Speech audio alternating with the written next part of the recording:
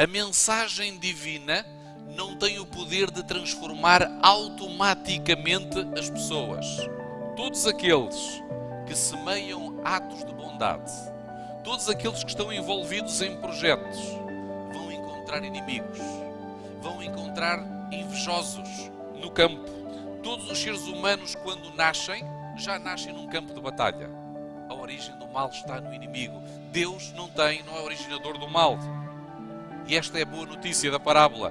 O mal não vai vencer o bem. Boa noite. Não ouvi bem. Boa noite. Melhorou a acústica do espaço. No mundo em tempestade, a Igreja é uma comunidade refúgio. E o apóstolo São Paulo, em Romanos, no capítulo 8, no versículo 28, diz que todas as coisas cooperam para o bem daqueles que amam a Deus e são chamados de acordo com o seu propósito. Eu não sei o que está a passar convosco esta noite, mas seja o que estiver a passar, tudo concorre para um propósito elevado. A eternidade irá mostrar que nenhum justo sofreu em vão. Por isso vale a pena esperar em Cristo Jesus. Tivemos já 2 encontros prévios. Este é o nosso terceiro. Foi assim que nos disseram os nossos apresentadores. No sábado começámos num encontro junto aonde? Crescer junto ao poço. No domingo, crescemos aonde? Outra vez. E hoje vamos perceber como é que podemos crescer no campo. Por isso, vamos preparar-nos, discípulos, para crescer novamente. As dores de crescimento não são fáceis. Por isso, vamos abrir as nossas Bíblias em Mateus, no capítulo 13, e vamos ler a partir do versículo 24. Mateus 13, a partir do versículo 24. Vamos esperar que todos encontrem com tranquilidade. Mais uma vez remeto ao quinto Evangelho da amabilidade. Se existir alguém ao nosso lado que tem dificuldade em encontrar o texto bíblico, nós podemos ajudar. E o texto diz assim: propôs-lhes outra parábola dizendo: o reino dos céus é semelhante ao homem que semeia boa semente no seu campo. Mas dormindo os homens, veio o seu inimigo e semeou o joio no meio do trigo e retirou-se. E quando a erva cresceu e frutificou, apareceu também o joio. E os servos do pai de família, indo ter com ele, disseram-lhe: Senhor, não semeaste tu no teu campo boa semente? Por que tem então joio? E ele lhes disse: um inimigo é quem fez isso. E os servos lhe disseram: queres, pois, que vamos arrancá-lo? Porém ele lhes disse: não, para que ao colher o joio não arranqueis também o trigo com eles. Deixai crescer ambos juntos até à ceifa. E por ocasião da ceifa direi aos ceifeiros: colhei primeiro o joio e atai-o em molhos para o queimar.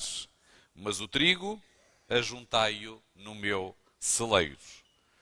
Temos então o pano de fundo para o crescimento no campo.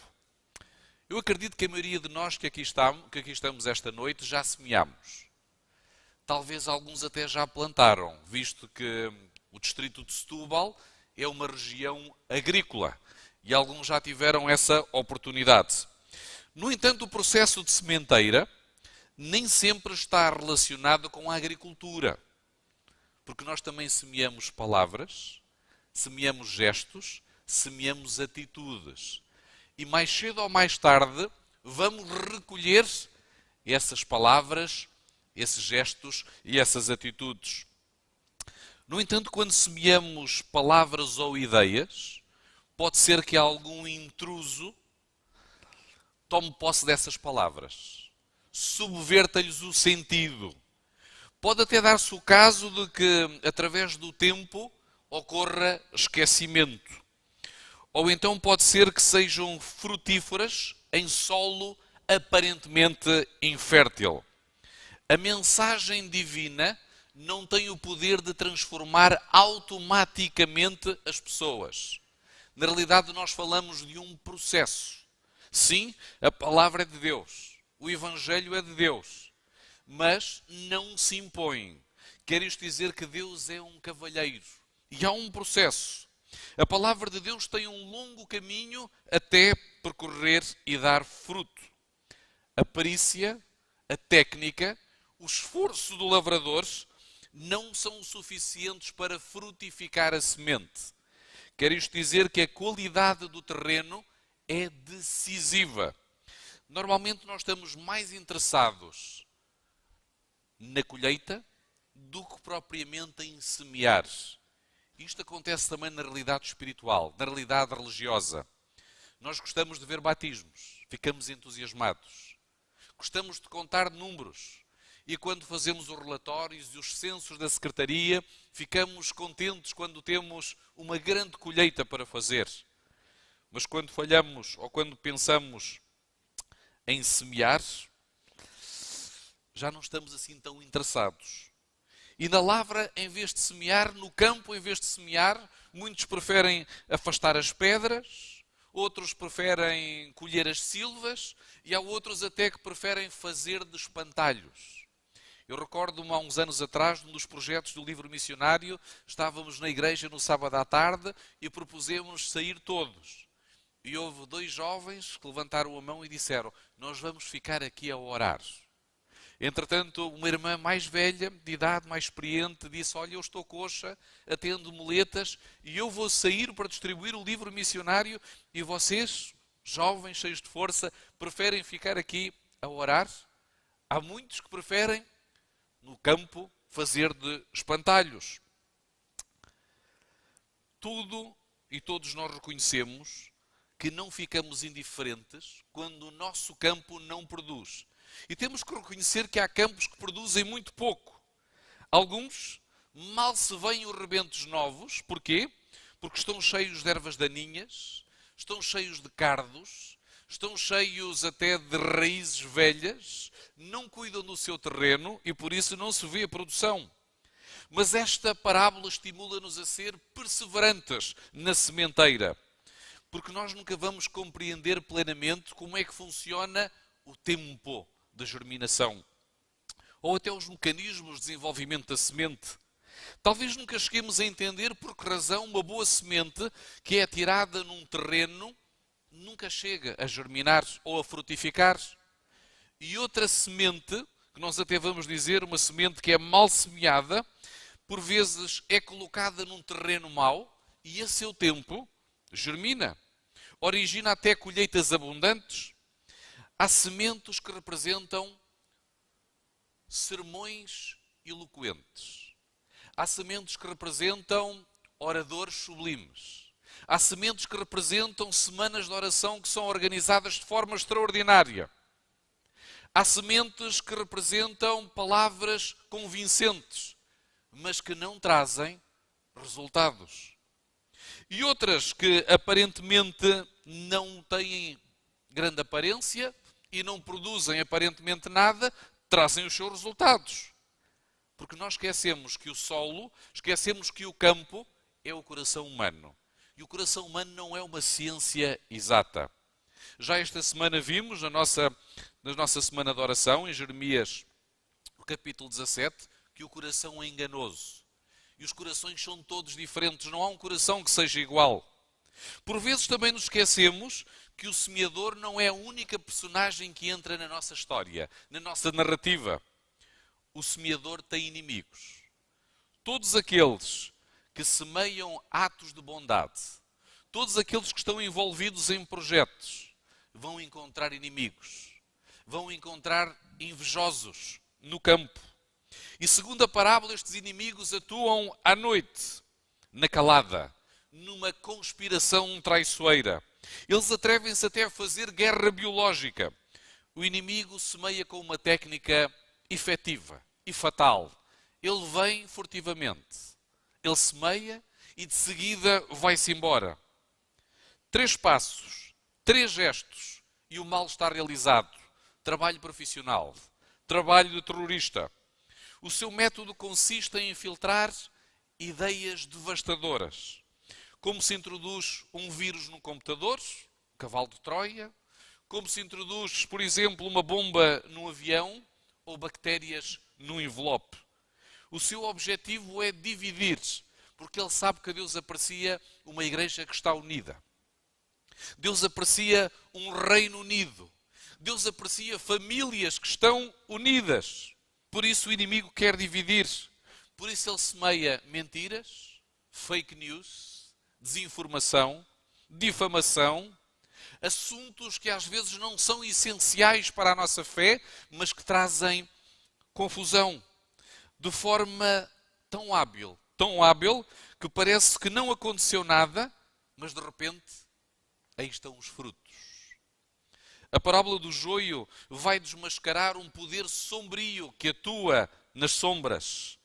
Uma tese de conspiração que nós podemos ver nas teses dos filmes, das séries, mas também nos relacionamentos humanos e até na igreja. Durante algum tempo ninguém suspeita de nada. Parece que não se está a passar nada, porque as sementes do joio e as sementes do trigo são muito parecidas. Aqueles que percebem na agricultura sabem que é difícil diferenciá-las. Mas quando o trigo começa a formar espiga, então é nesse momento que nós conseguimos perceber o joio. No livro de Mateus, no capítulo 7, no versículo 20, nós encontramos um texto que muitas vezes citamos de cor. Pelos seus frutos os conhecereis.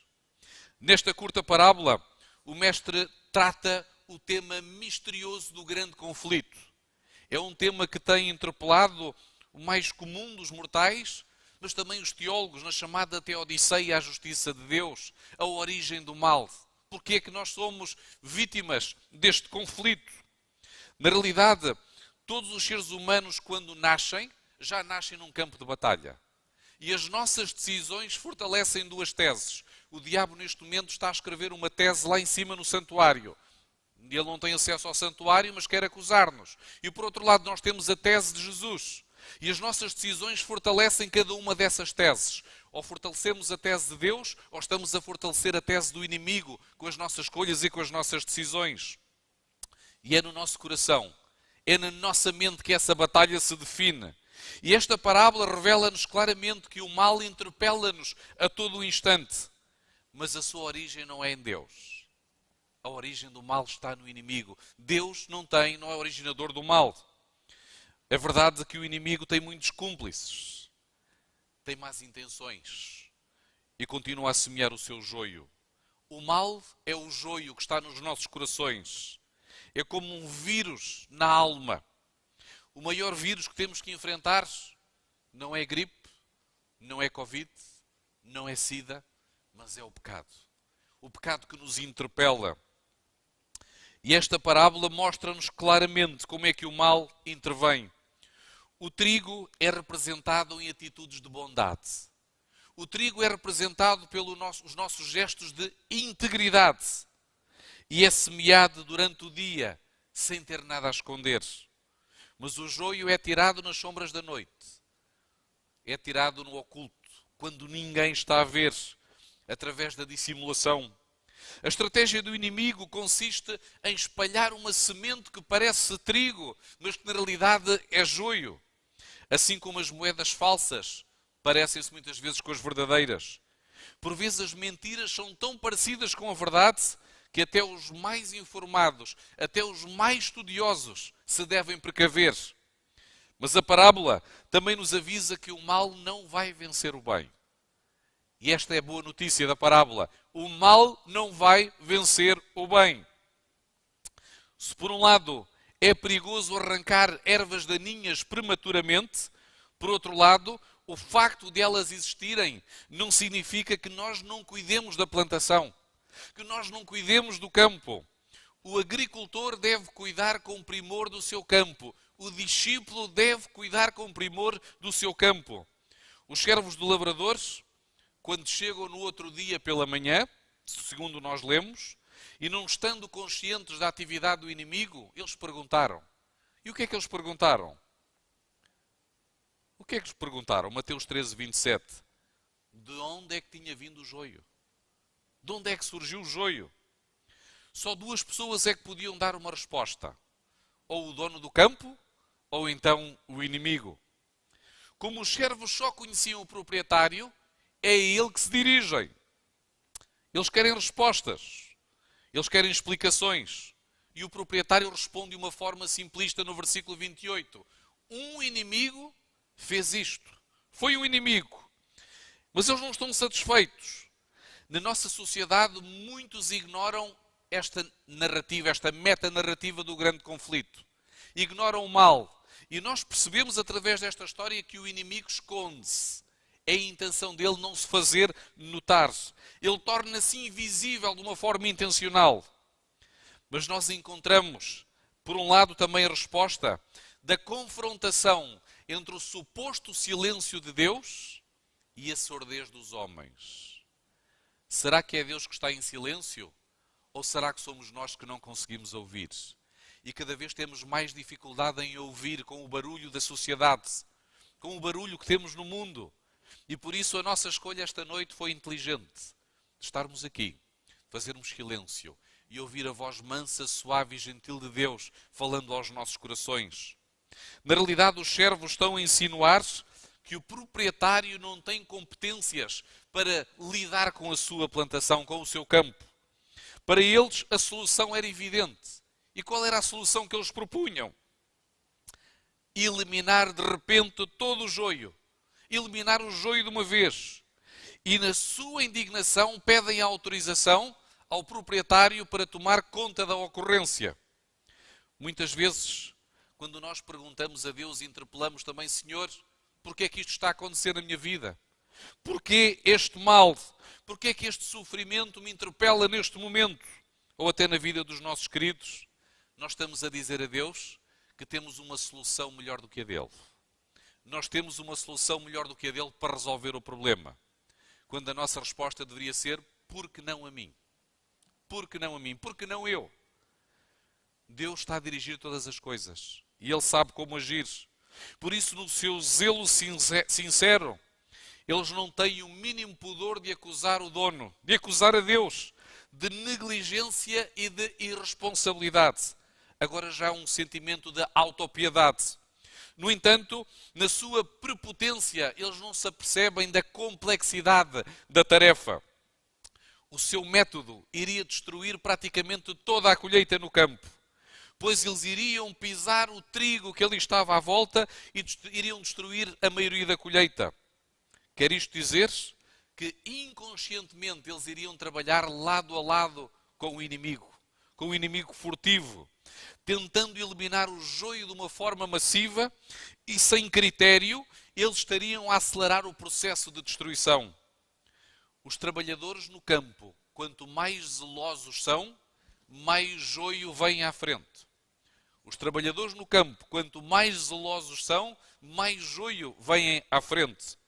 E na sua obsessão doentia pelo joio, esquecem-se do trigo, que é a razão de ser do campo. A razão de ser do campo é o trigo. O dono do campo tem um plano muito melhor: deixar crescer, deixar amadurecer-se, deixar desenvolver-se, que não é o mesmo que deixar estar. O dono da sementeira espera que o joio prolifere, para que a sua natureza maligna se manifeste com o tempo. Desde a batalha do céu, Deus escolheu esta estratégia. Ele também não eliminou logo Lúcifer. Ele deixou que a sua natureza maligna se manifestasse. Alguns poderão dizer hoje que já viram as consequências do mal em dose QB. Eu falo com muitos bons cristãos, também agnósticos e ateus, que perguntam: porquê é que isto continua a acontecer? Porquê é que continua a durar a guerra na Ucrânia e na Rússia? Será que ainda não é suficiente? A Bíblia afirma que a seara ainda não está madura. A seara ainda não está madura. E como é que nós podemos saber quem é que está maduro ou não? Quem é que é recuperável e quem é que é irrecuperável? O agricultor tem paciência e ele quer que nós, discípulos, esta noite também possamos aprender a ter paciência. Possamos olhar para o campo da mesma forma que ele também olha para o campo. O que pode parecer negligência responde a um sábio projeto. E que sábio projeto é esse? Há que salvar a maior quantidade de trigo possível. Há que salvar a maior quantidade possível de trigo. Às vezes, como os trabalhadores da parábola, nós ficamos irritados. Irritados com a situação do nosso campo. E, indignados, gostaríamos de fazer uma limpeza geral nas ervas daninhas, sobretudo com base em herbicidas. Não é assim que os agricultores costumam limpar às vezes os campos? Mas o mestre recorda-nos que nem sempre podemos saber quem é erva daninha e quem é trigo bom. Hoje nós podemos ser trigo bom e amanhã erva daninha. E hoje podemos ser erva daninha e amanhã trigo bom. E se hoje fosse o dia de ser erva daninha, pela nossa justiça rápida, nós estaríamos condenados. Esta parábola também realça a nossa fácil predisposição em categorizar e classificar as pessoas. No campo de trigo, a probabilidade de erro é elevada, alerta-nos o mestre. A olho nu, a diferença entre o trigo e o joio é difícil de percepcionar. Nos dias que correm, o bem e o mal estão tão misturados que é difícil perceber que, às vezes, há heresias que têm pontas de verdade. E há verdades que também têm ponta de heresia. Esta parábola ensina-nos a viver no mundo real e não na utopia. Como discípulos, temos que crescer, temos que saber ver o campo. A linha de separação entre o bem e o mal, entre o verdadeiro e o falso, entre a certeza e a incerteza, entre o divino e o satânico, é muito ténue e é transversal a todos os seres humanos. Dado que não é fácil à primeira vista perceber onde é que começa um e acaba o outro, somos convidados a exercer muita prudência na aplicação da nossa justiça, sobretudo no que está reservado para o juízo final. Havia um irmão numa igreja, muito zeloso, que em todas as reuniões de oração apresentava sempre o mesmo pedido. E ele orava, dizia: Senhor, por favor, elimina da tua igreja quem é desobediente, quem não honra ao Senhor de todo o coração. E orou assim durante muitos anos. A realidade é que, passado 2 semanas desde essa última oração que ele fez, o seu corpo estava a ser velado na igreja. Cuidado com as orações que nós fazemos, porque às vezes nós podemos ser essas pessoas que podem ser eliminados. O mestre preveniu-nos. Nós não podemos evitar completamente o terrorismo do joio. Em vez de o combater, mais vale dedicar atenção ao trigo. Desconfiemos dos herbicidas. Eles são tóxicos. Eles são mortais. Por vezes, a intolerância disfarça-se de fervor, disfarça-se de zelo, até de inquisição. E às vezes estas pessoas não veem outra alternativa do que fazer desaparecer quem não partilha das mesmas convicções. Ao contrário, o mestre dedicava atenção especial, precisamente àqueles que se encontravam afastados do estilo de vida do céu. Esses sim eram o seu objeto de atenção, de energia. Ele costumava dizer: eu não vim chamar justos, eu não vim chamar santos, mas eu vim chamar pecadores. Eu vim chamar pecadores ao arrependimento. E deixem dizer-vos algo esta noite. Os discípulos são pecadores. Todos os discípulos são pecadores. Santos, só um dia no céu. E até lá nós vamos precisar da justiça de Jesus Cristo na nossa vida. Finalmente a parábola responde à pergunta que todos fazemos, ou já fizemos alguma vez. Se Deus existe, por que é que Ele não elimina o mal de uma vez por todas? Porquê? Simplesmente porque Ele quer que nenhum trigo se perca. Ele não quer que nenhum trigo se perca. Trata-se de acabar com os vírus sem exterminar os portadores. Porque nós somos portadores do vírus do pecado. E Ele quer salvar-nos. É importante reaprendermos, queridos discípulos, a olhar para o campo. É importante termos a visão de Jesus quando olhamos para o campo. Olhar para o campo desde o ponto de vista do semeador e não desde o ponto de vista dos servos. Não se esqueçam, nós, como discípulos, como seres humanos, podemos ser trigo e joio ao mesmo tempo. No entanto, esta parábola remete-nos para um milagre que está implícito no texto, mas não está explícito. Na agricultura ou na natureza, nenhum arbusto se pode transformar em roseira. Mas na vida espiritual, o joio pode transformar-se em trigo. Isto é extraordinário. Nós hoje podemos entrar aqui na forma de joio, mas Jesus pode transformar-nos novamente em trigo. A fé do dono do campo consiste em acreditar que muitas das ervas daninhas, muito do joio que está no campo, ainda pode vir a ser trigo bom. Ainda é o tempo da graça. Nós hoje estamos na peneira de Jesus. E quando nós estamos na peneira de Jesus, quando é sacudido, normalmente o trigo é mais pesado, volta a cair na peneira. O joio é mais leve, voa. E nós estamos a ser sacudidos. Há muita gente esta noite que está aqui a ser sacudida, com problemas, com dificuldades, e alguns estão no limite da sua resistência. Mas se estivermos na peneira de Jesus, não temos nada a temer. Ele está a preparar-nos, está a limar-nos como discípulos para herdar a eternidade. E se Ele encontrar disponibilidade no nosso coração, como diziam os nossos queridos André e Ricardo, o nosso foco é a eternidade. E nós estamos a dirigir-nos para a eternidade. Ele precisa apenas de encontrar disponibilidade. Qual vai ser a tua resposta? Crescemos no campo? O Senhor vai nos ajudar a ter esta visão se tão somente caminharmos com Ele diariamente. Que Ele te abençoe grandemente neste propósito.